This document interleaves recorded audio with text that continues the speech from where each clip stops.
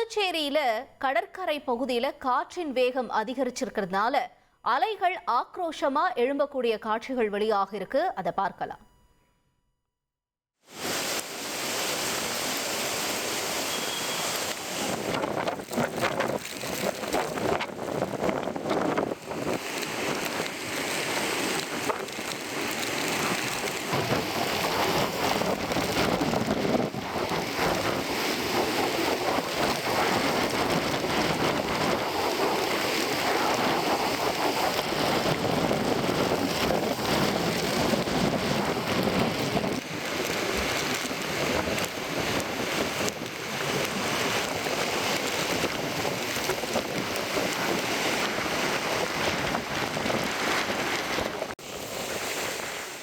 தொடர்ந்து நம்மோட செய்தியாளர் எழில் இணைஞ்சிருக்காரு. எழில், தொடர்ந்து கடற்கரை பகுதிகளில் இருக்கக்கூடிய சூழல் என? வழக்கமா இந்த நாள்லாம் வார இறுதி நாள்னாலே இந்த பாண்டிச்சேரி கடற்கரை பகுதிகளில் மக்கள் கூட்டம் அதிகமாக காணப்படும். ஆனா இப்ப தித்வா புயல்னால அந்த பகுதி எப்படி காட்சியளிக்கிறது?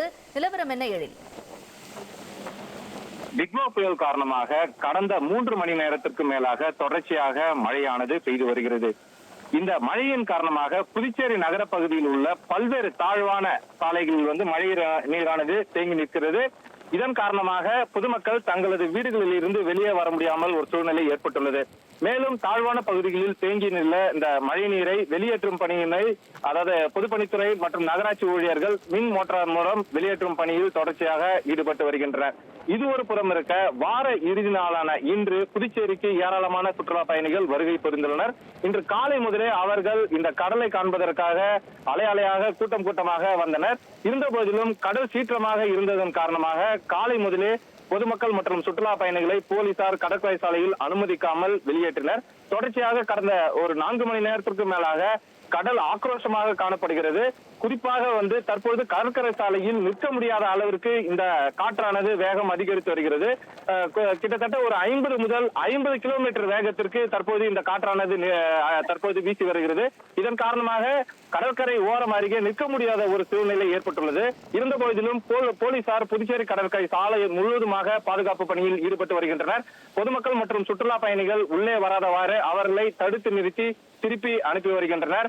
இருந்த போதிலும் மழை மேலும் மேலும் அதிகரித்தால் புதுச்சேரியில் உள்ள பல்வேறு தாழ்வான பகுதிகளில் மழைநீர் தேங்குவதற்கு வாய்ப்புள்ளது. மேலும் அவற்றை உடனடியாக வெளியேற்றுவதற்கான நடவடிக்கைகளும் புதுச்சேரி நகராட்சி ஆணையர் உள்ளிட்ட அதிகாரிகள் தொடர்ச்சியாக எடுத்துவிட்டு வருகின்றனர்.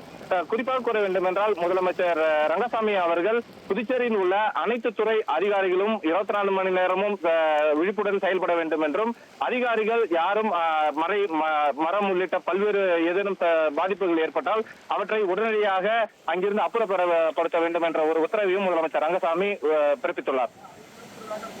உங்களுடைய தகவல்களுக்கு நன்றி எழில்.